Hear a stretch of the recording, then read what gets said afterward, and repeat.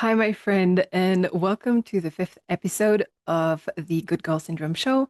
My name is Julie. If you do not know me, Julie Vander Meulen, Julie Vander Meulen, depending on where you are in the world.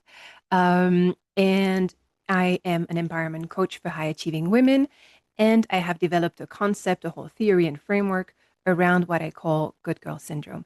And so, what I aim to do in this show is to kind of unpack some of the good girl type of patterns to anyone who is interested in diving deeper in this work without having to go through an actual coaching session.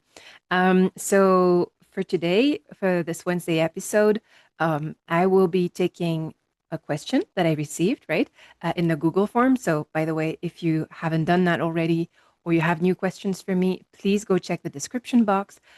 You will see that there's a link to a Google form where you can put any question you have, any context you want to give me, any story or like issue you've been living with, and I will try my best to answer it and tell you like how I would treat it in a coaching session if we were together in the episodes that I do on Wednesdays.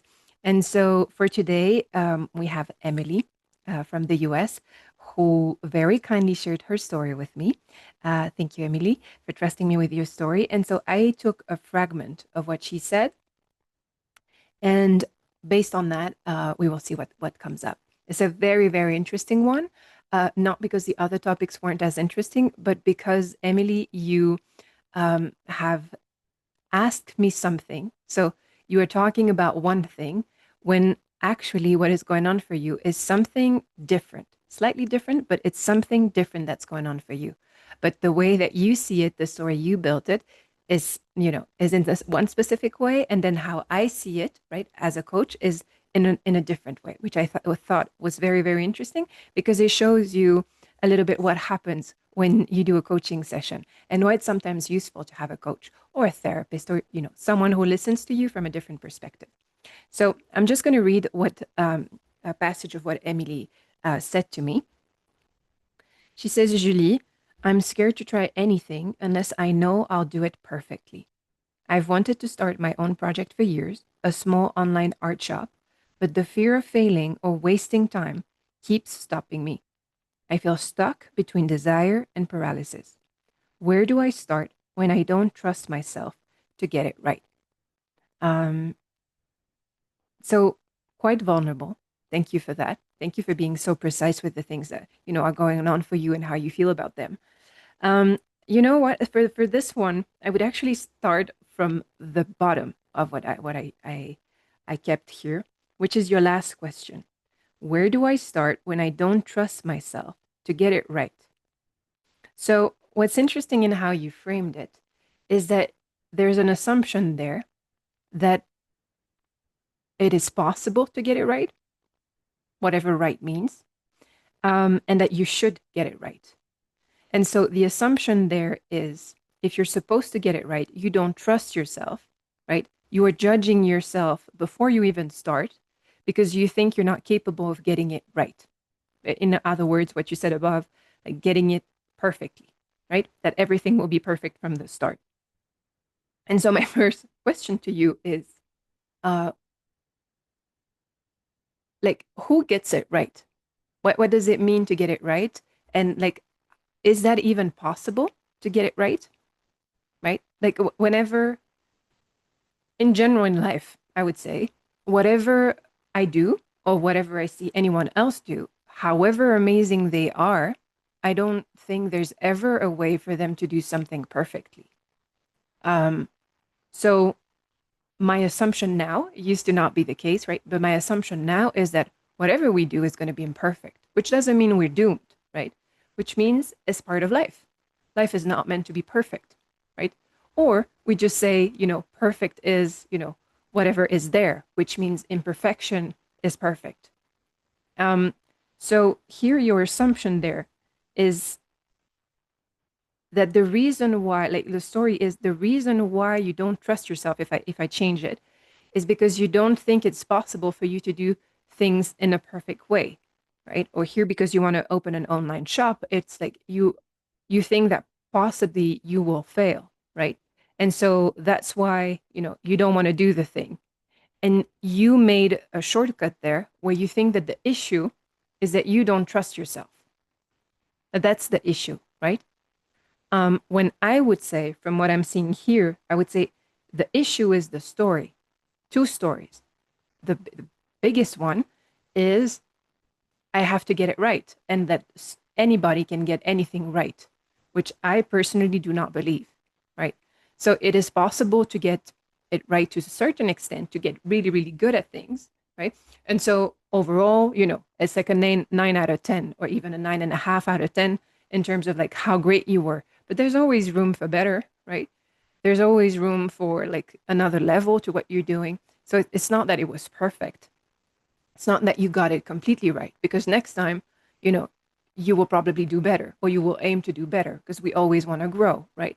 Um, so I would say this is the big assumption, is that in your model of the world right now, your perception of life and the world, and therefore of yourself, is that there is perfection out there, and you have put this pressure on yourself that you are the one who needs to accomplish that, this thing that no one can do, right? And no one is doing, right? You have put it in your mind, Emily, that you have this impossible task to do. So if I were to ask you, take a step back, if I frame it like that, like, okay, so Emily, what you're saying is that right now in front of you, you have an impossible task to accomplish. Do you want to do it? Like, do you feel like doing it? And so most probably your answer will be, and I can make it more painful, right? So that we actually see how you feel. One of the things would be you are a risk taker. And so I have a little bit of that in me. And so if you give me an impossible task, like there's a sort of like fighter type of thing inside of me, of like, some ego type of thing of like, I'm going to prove that it's possible. So if you have that in you, it's possible that you will say, yeah, I want to do it, right? And you will go and get against your fear, because you will have a new story to it, which is, I want to accomplish the impossible because it will make me feel like this. I will be special in some way, whatever it is, right?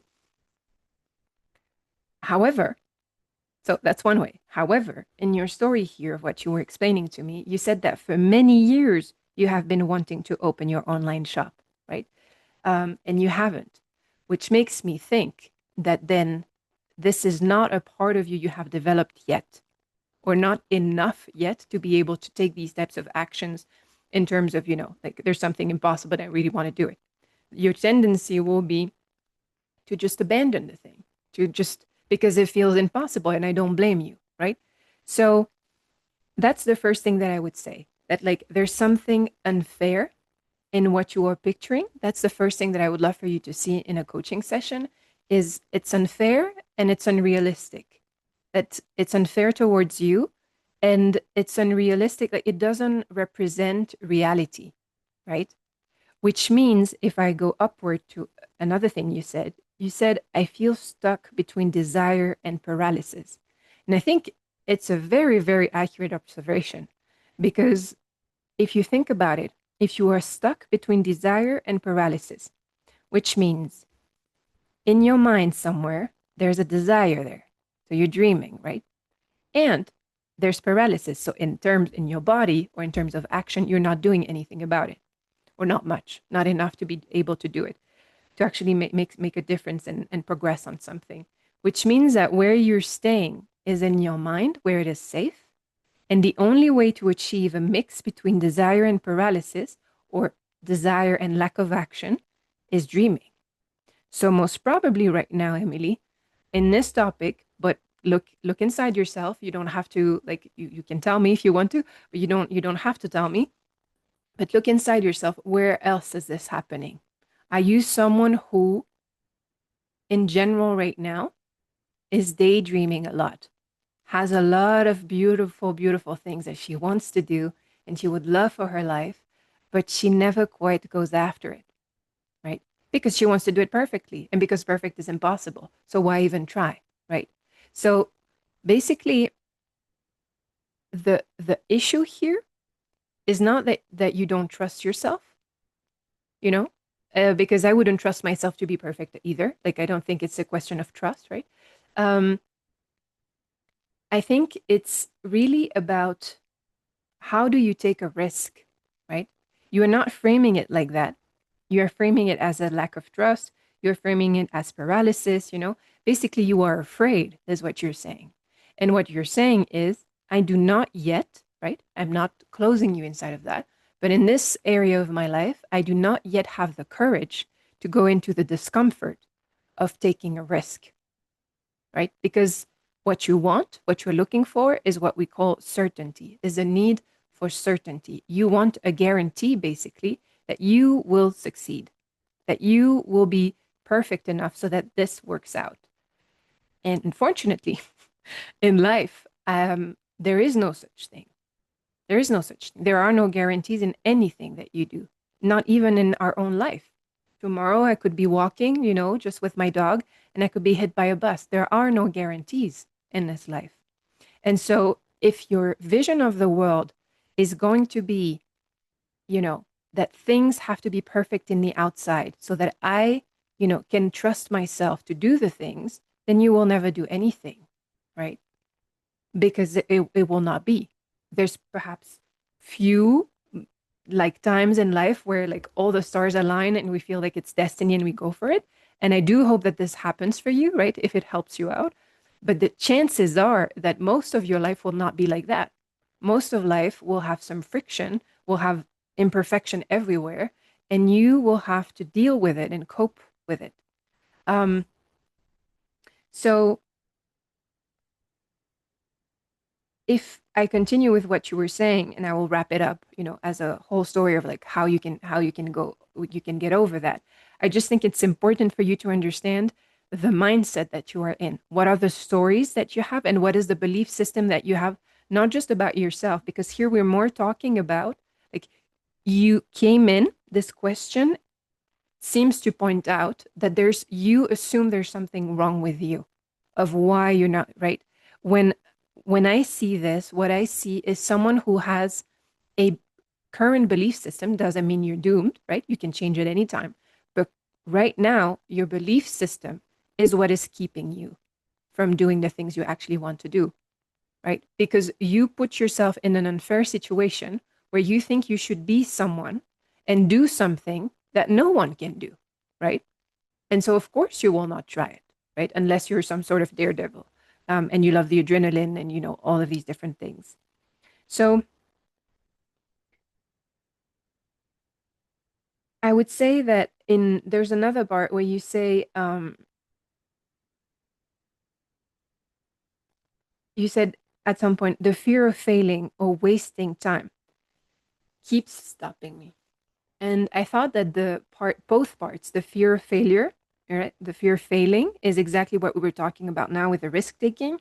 And to me, like the question there is about, you know, can you, do you want to reconcile basically with life? Because when we are not seeing life for what it is, and we have created this vision of life that is different from what it really is, it means the only escape, the only way to you know, continue is if you escape in your own mind and you create scenarios, ideal scenarios that will most probably never happen, right? And rather than like burst that bubble and go into the world and actually see what your dream actually looks like in real life, right? Um, Instead of doing that, then you will stay in this little bubble. And so the question to me is, and what I would, try to reframe with you and see, you don't have to change it. Perhaps you're very happy living in your own head with this dream in your head, and you do not actually want to confront it to real life. But the question is, do you want to be that person? Like, is that who you want to be? Do you want to be the dreamer who never pursues the dream of the online shop? Are you okay with that? Because if this conversation with you, um, like that I'm having now with you, makes you feel like, oh, okay, I had not realized that that's what it really is. And actually, I'm too afraid to take action. And I'm fine being in my own head and having those dreams. And to me, that is perfectly fine, right? I don't have an agenda for you to do any specific thing. But if when I say this kind of hurts you inside and you're like, no, like my plan is not that I want to stay for the next 15 years or the rest of my life dreaming about this thing and never actually even trying it, like let alone achieving it, right? Imagine if I could actually achieve it and like how amazing that would be, which I know you're very familiar with because probably in the scenarios you have in your head, that's what you see and that's beautiful, right? But it is meant to, yes, there's some escape that is beautiful, but it is meant for you to then take action on it. If you don't take any form of action towards it, it will never happen, right? You need to have some sort of momentum in life. Otherwise, you're just resisting life. And so you are pausing, you are stopping when life continues to go ahead, which means other people are taking risks when you are not taking risks. And so other people are having their dreams, and most probably your dreams are way better from the point of view that if you spend so much time dreaming, and you are afraid of taking the action, it probably means you have big, big dreams, which I absolutely adore for you. But then if you want to actually achieve them, you will have to take quite a bit of action, right? Um, and so, are you okay with that? Is that who you want to be? If the answer is yes, then there we go. Then, then we would go into like, then what's the need to be something different than who you are? Perhaps you actually really like your life. We would go in that aspect and say, perhaps the dream was always meant, that's what you want, right? And so you don't open that shop. Perhaps you write about it. Perhaps you write a fiction story, to you, there's no risk that I don't know what it is for you. Perhaps you write songs about it. Perhaps you just dream about it and tell your kids, and perhaps sometimes someone else will do something else because you will have inspired them with the dreams, beautiful imagination you have in your head, and that is absolutely beautiful in itself, right? So that's one scenario. Most likely though, if you're here and if you ask me that question, it's probably because you actually want some sort of change. So I'm going to go in that route now. So then if you tell me no, that's actually not who I want to be, then I would say, are you willing to reconcile with the fact that nothing in life is perfect? And I would ask you, how does that feel if nothing is perfect? Like, what can you give me examples of what you think is actually perfect in this world? And so probably in the beginning, if you want to continue with this belief, right, that things can be perfect, and you're in that, then you will probably give me examples of role models who are way better than you. And so that is a model of perfection and so on. And so my job would be then to unpack, like, if this is this really true, right? It's a question I asked also last week. I use it all the time. Is it really true that this is perfect? Can we find the imperfections in other people, in the people we admire, in the things that happen that we admire, right? That we love and admire? Yes, there's an imperfection everywhere. It's usually also why we love things, not because they're perfect, but because they're a beautiful mix of like perfectly, beautiful and also in some ways not so great, right? It's this perfect combination of imperfection that we actually love, right? And so I would encourage you, and we would find ways for you to like recreate a vision of like how beautiful life is, even though it is not perfect. And so perhaps one homework could be for you to, with your beautiful imagination that you have, Emily, it would be, imagine that world. You can do this better than most, right? Imagine that world, like how beautiful it is, even though it is imperfect, right? Because to me, if I'm thinking, I don't know how you view life, right? But I can imagine it, right? I also have a good imagination. A perfect world for me would be a world where nothing ever dies, right? Nothing ever dies. There is no winter, right? I don't have winter type of seasons in my life. The people that I adore do not age, right? They do not pass away. There's no illness in the world, right? I can create all of these things. And many people do that. Like a lot of innovators and inventors and change makers actually have a beautiful, vision for what is perfect, which is not perfect right now, but they want to create that type of perfection in life. And they thrive and they create beautiful, beautiful things in our lives that we have today based on the beautiful visions of perfections that they had in the past. But, big but here, but they took action. They did something about it. And so it inspired either themselves, right? They took some action, or they inspired other people. So there's always this need for action. You cannot want something to change or something to be absolutely beautiful and perfect if you do not take action, right? And at the same time, if you do not reconcile with the idea that it will not be perfect, the result will not be perfect, and most of all, that the process will be absolutely messy, right? That is how life is. Life is extremely messy. And if we continue,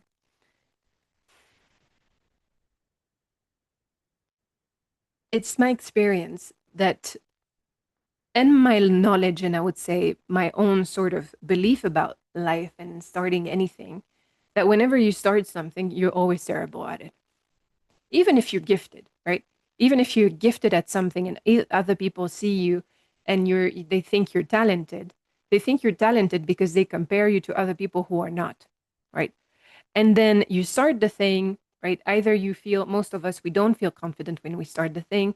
We can feel that we have some sort of talent or whatever it is, right? And then you start seeing the result, um, and either you are immediately confronted to how bad it really is, or um, you realize that afterwards. I don't know how many of you have that. I have that all the time. Because also I take a lot of risks, right? I What I'm doing right now is absolutely imperfect, right? I'm just starting this off and I'm like, okay, I have a mic, I have a good camera, I have a computer, I have Zoom. Let's film this show. It has to start, and so let's start it this way. Doesn't matter. I don't have a proper background. I don't have any of the things that I see the people that I adore doing. But I'm thinking I have to start anyway, because if I'm going to learn, I need to actually practice it. And also, it won't get easier, right? If I have all the equipment, all the things, like I've had the equipment for about 4 weeks. I only started last week, right? So to actually film and do the things, right? And part of it was because, like what you were saying, Emily, I wanted things to be perfect or as perfect as possible. And at some point, I have to say, okay, just start. It will not be perfect. So just go ahead and start and let it be whatever it is, Um, so I would say that I have an assumption nowadays. I didn't have that a few years ago. And this new assumption changes everything for me. It makes me move much faster than pretty much anyone in my life. It is that um, I know that everything that I do, that I start, all of my dreams are risky in a sense that they're risky in many ways because I pour my money into things, right? I have equipment to buy, I have time that I spend in here. People see me doing the things that I'm not great at, like all these different things. There's a lot of risk involved. The people around me who will kindly tell me things that I do not want to hear, or that, why are you doing this? Like, what's the use of that? All these different things. They cannot believe in my vision. There's all these different things that you're confronted with when you actually take a risk and, just jump, take a leap of faith and do the thing. And so my assumption now is that the things that I will do, one, will never be perfect. And that's actually cool because it means there's room for growth. And I love growing. And I would imagine you too, from some of the things that I saw. So actually, that's good news because I can continue to, progress and so on and so forth. But also, it gives me some peace of mind. Like I know that I'm gonna fail. If the depending on what failing means, right? But I know I'm gonna fail if I compare it to something perfect or to something better than where I am. On the scale. I'm at this level right now, right? In this podcasting thing. This is my fifth ever episode, right? So I cannot compare myself to, I don't know, Alex Hormozy or Stephen Bartlett or Mel Robbins or whoever it is that I admire. They have something going on they've had it for years. They're doing fantastic. They have a team, they have experience, they have like all these different things, right? So if I compare myself to that, well, I will always fail. The only thing is now I'm okay with that because how I'm thinking that I'm never failing when I'm trying things is I'm learning. And every time that I take an action and I move forward, I never waste my time. So I go back to what you were saying about wasting time. To me, it is not a waste of time. Even if you try your venture, right, and it doesn't work, or midway you realize this is not what I want to do, or whatever it is, you have not wasted time. The only way that you can perceive that as wasting time is if you have a perfect ideal for it, right? You think that there's an ideal outcome and that this is what you need to reach. My experience in life, and especially since I've been doing this business and now trying to build a mission, which is another level, at least for me, it's another level of just building a business. It's that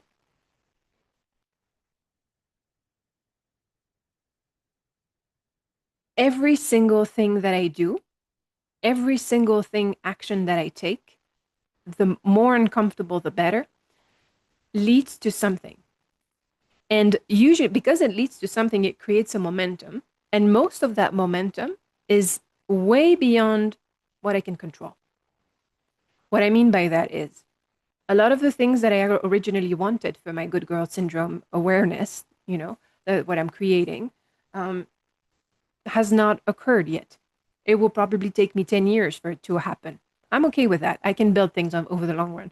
I'm okay with that, which doesn't mean that on a day to day basis, sometimes I don't feel like a failure or I don't feel like, nothing is moving forward and all these different things. So I have to come to terms with on a regular basis. It's not a one time thing.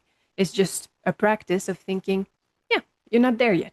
This is how it works. I just don't know how to create a movement. So I'm learning, I'm taking this step, I'm taking this step. But it takes me also to beautiful places I would never have expected, which I think is also part of what you are not seeing in your perfect vision of life, is that in the imperfection of life, there's magic. And I know it sounds woo-woo, but what I mean to say by that is that there is magic in all the uncertainty that is out there and all the things that you cannot control. I have had the privilege since I've started this whole journey of being an environment coach and focusing on good girl syndrome and sharing my ideas on that. There are so many different opportunities, so many different experiences that I've had, and also so much content that I've created over time that was never part of my vision, right? If I perhaps that's part of what I can share on Wednesday, sorry, on Sunday when I do the next episode on this specific topic. I can explain to you how I started this whole journey, why I started it, how I started it, and how it keeps moving. It keeps changing with time. Every single day changes a little bit because I change, because the life changes. AI has arrived and has disrupted some of the things that I originally wanted to do. Um, because I learn new things, right? And also because some people sometimes want to help me in specific ways. Also because, I there's things that people discover about me, and some people want me to like take me in a different direction, right? Um, so you discover your gifts, you discover some of the things that you are capable of, and so your path changes, right? And so it's not to me a waste of time. It's like never a waste of time, actually, if you're moving forward in some direction or other, even if sometimes it feels like you're stepping backward. Because also, what I would say is that on a personal level, and, I'm a personal development junkie, so that's my whole, what I love. So I have a bias towards that, right? Very clearly is that I'm thinking who I become, like besides what I'm building, and whether I like what I'm building and my control and not control over things, lack of control over things, who I'm becoming when I actually chase my dreams instead of just being here is the most rewarding thing for me, at least. It's the most rewarding thing because I have all these moments stacked in my mind of like how in the past 2, 3 years I have been, going through obstacle after obstacle after obstacle, right? And that makes me feel like, a warrior. I'm like, oh my God, like I can go through a lot of things that before when I had a job, I was already pretty good at it, right? I could have a team, I could have all sorts of things. I was already very proud of myself. But there is absolutely like I'm a completely different person now after having gone through this whole experience of building my own business and personal brand and like building my own expertise and so on. I'm a completely different person. My tolerance for risk right now is quite high, right? My assumption that life is going to be messy, it does not disturb me. If anything, I really like it, right? My capacity to see uncertainty as a magic is something that makes my life really, really fun. All those things 2 years ago did not exist in my own mind. And so it made me make decisions in every single area of my life. It made me make decisions very, very, very differently, right? And who I used to be really pales in comparison to who I've become. And I'm absolutely sure that like in a year, in 2 years, in 5 years, continuing on this path and letting a mix of me taking actions on my dreams and plus me accepting the messiness and the imperfection and the magic of life, right? Because I take a step forward, I take a step forward, and then things keep, coming to me, coming in my world, and they shift the direction of how I build the thing. The vision stays pretty much the same. It's the how that keeps changing, right? So my invitation to you is to say in all of this, Emily, is that like if you're not taking action, unless you love being that dreamer side of you, and I'm a dreamer too, by the way. I used to be in a very similar thing that you describe here. Um, and I'm still very much a dreamer. The only difference is now I act on it, right? Every single day I take one action in the direction of my dreams. That's my commitment to myself. And that can look like very, very different things. And I have multiple dreams. So sometimes it's about my partnership, right? My relationship, my romantic life. Sometimes it's about my family. Sometimes it's about my business. Sometimes it's about my mission, right? Sometimes it's about my body. Sometimes there's like many dreams. Like my whole big dream is actually many different dreams. And so as long as I progress towards that, this is where I am right now. I can feel peaceful and I can feel very proud at the same time because I have taken steps, right? And that gives me a sense of self-esteem, right? And you were talking about self trust. And it has given me a huge amount of self trust that you could tell me things that really bother me. You, Emily, let's say right now you were angry with me and you gave me some really negative feedback about myself. It might sting. I might think about it for a few hours. It might shape some of my decisions in the next few days because I could see that there's some truth in what you said. But fundamentally, I like my sense of self-worth is quite high, and my sense of pride and my sense of confidence, self-esteem, like all these different things are quite high because I have stacked so much evidence of all these actions that I took when it was uncomfortable and all these obstacles that I've overcome and all those also the beautiful things, also all those times that I chose to trust myself, life, other people, right? How life was going in different directions. I have all this stacking of all these experiences that were either very positive or that I made them mean that they were something very impactful for my life because they made me grow and they made me overcome things and become a version of myself that I was not before, right? And so all these different things together have stacked in me a sense of self-trust. And so one thing that I do not lack right now, not at all, people usually tell me, "Oh, you're so confident." And I'm like, "I don't know. I don't it's not how I perceive myself. Like I don't go in a space and think, "Oh my God, I'm so confident." No, it's just I go in a space, if you ask me any question, I have a belief inside of me that I can figure it out. And if I don't know what you're talking about, like I'll just tell you, I just do not know, right? I Nowadays, it was not the case even 2 years ago.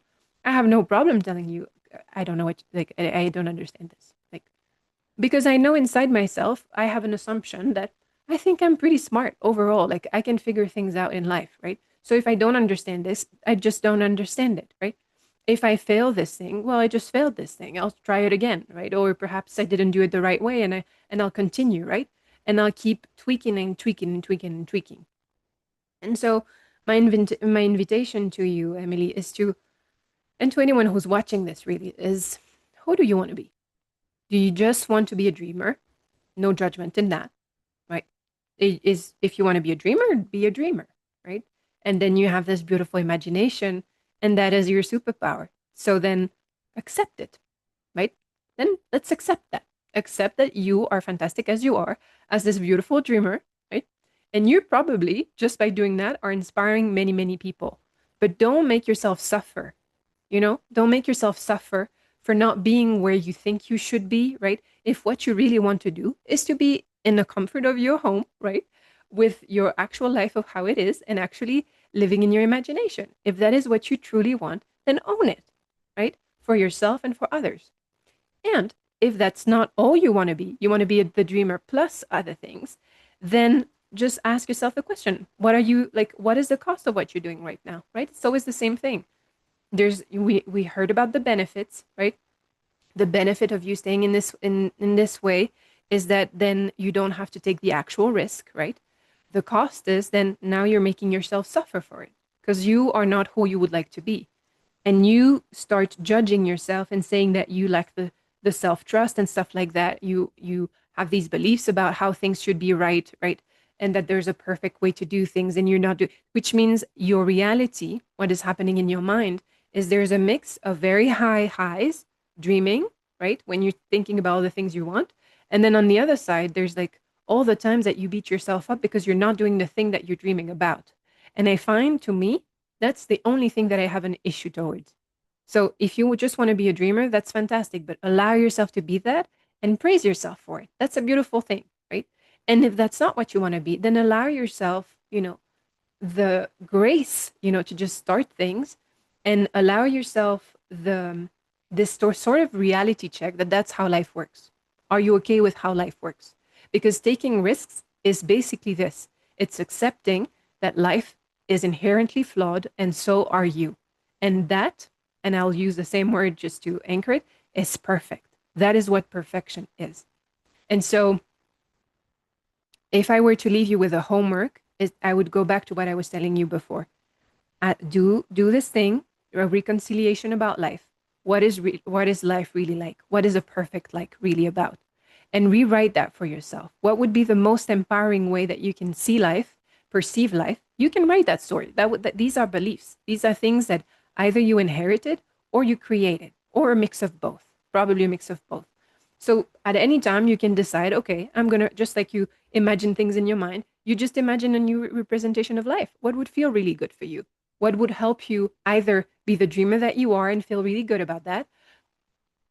Could be one story. Or another story can be that you can write in your mind or actually write it, is the story of like how life is and who you are when you take imperfect action, right? And so you heard some of my beliefs. You can borrow some of mine if that's useful, but you can create your own version. So I would say spend some time in imagination, since this is the thing that seems to be a superpower for you. Spend some time in your imagination and like really go deep in it and create a version where you can be who you really want to be. And that like that is enough, right? Whatever version. The dreamer, more than enough. The imperfect action taker, more than enough. If you can combine both of them, because I think you have both of them, even better, right? So that's what I would start with. And I think what it will do for you is that instead of connecting you with the pain of taking the risks and the actions and so on, is that it will reconnect you with the joy, the pride, right, of if you accomplish it, but also with the joy of your actual dream and you taking some of the actions. If I take it back to me right now, I'm very, very happy to be doing these. I'm filming every single time. I'm so happy when I read your questions. I'm so happy when I record this. The part that is the most difficult for me is then seeing that I have like 20 views or I have 2 likes or whatever it is. It's like the performance metrics that bother me. But the process in itself, I found absolutely fantastic. And when I focus on that, on the fact that it really doesn't matter what the results are right now. What matters is that in a year, if I have not stopped this process, I will have created over 50 videos. Can you imagine that? Like over 50 videos. Actually, way more than that. Probably 100 videos, right? Twice a week. Yeah. 100 videos will be on the internet of things that I will have done to help other good girls. And if only one good girl watches one of my videos, you know what I mean? That's like over 100 times that I've helped someone just because I spent a little bit of time on these videos. And even if I choose to at some point think, okay, it takes me too much time because I have other priorities, I will not have wasted my time because this did not become the biggest YouTube channel in the world, right? I will have learned so many things. I will have connected with so many women. I will have helped so many people. I will have learned some skills because I would imagine that from the version that I am today, which is already way better than who I was, the first episode that I ever did. Now I'm starting to understand how everything is set up, how to do things, and I will keep learning. Can you imagine 1 year of this specific learning? I will become quite good at these things. And who knows, perhaps one day I will, podcasting or having a YouTube channel will be my main thing. You don't know, right? Perhaps that's how I will make my movement. So that's my encouragement to you, Emily, is whatever you decide, choose to accept who you really are versus who you want to be, right? And what is really, really true for you. Change this perception of life that you have that makes you feel miserable, right? Because that's what it really is about. Change that and then make a decision. Who do I want to be? And from there, keep going with that. And if I can help you in any way, or like if you do the exercises, please give me an update. It's one of my favorite things is when I see like how you actually apply the things that I'm sharing with you. So I hope that was helpful for you, Emily, and for anyone else who's watching this. On if you did, by the way, please put a little like, comment below if you have something you want to say, or if you just want to say hi. Subscribe to my channel if you haven't already, and share this. If this was useful for you and you have a friend who's stuck in this type of paralysis slash dreaming, please send it to them because, if it helps one more woman, it's like everything that I want. That's my deepest desire. And other than that, I will see you on Sunday for the second part of, this topic on the fear of imperfection and actually taking risks. And I will tell you a little bit more about my story and how I've dealt with all of that and where I am right now compared to where I want to be, because that's one of the biggest growths that I've had and healings that I've had in my life is this.